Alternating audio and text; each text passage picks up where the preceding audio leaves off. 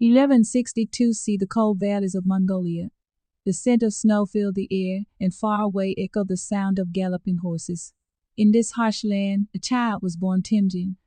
No one imagined that this frail boy would one day become the most powerful conqueror in the world. Temüjin's father, Genghis, was the chief of a Mongol tribe. One day he was poisoned by an enemy tribe. At that time, Temüjin was only 9 years old. After his father's death, the tribe abandoned his mother, Helen, and her children.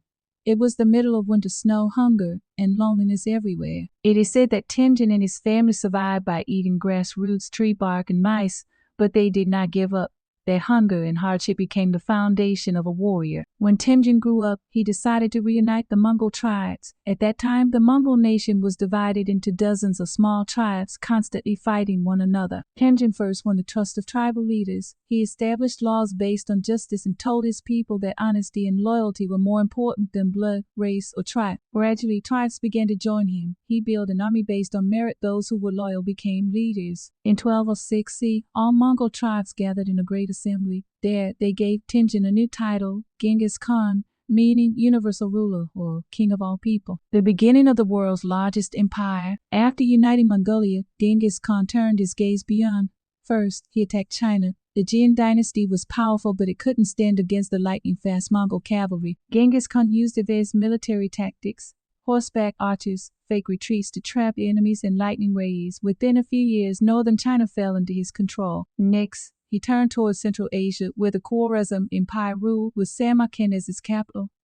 At first, Genghis Khan made a trade agreement with the Khwarezm Shah, but when his merchants were killed, he decided to take revenge. In 1219 CE, he launched a war that shook the world. Samarkand, Bukhara, and Khwarezms were destroyed one after another. The Mongol army was fast, organized, and ruthless. After conquering Khwarezm, he divided his army into 3 parts. One marched toward Iran and Afghanistan, another toward Russia, and the third toward the rest of China. The Mongols spread fear wherever they went, but they also built new laws, postal systems, and safe trade routes. In 1227 CE, while campaigning against the Western Xia dynasty in China, Genghis Khan died.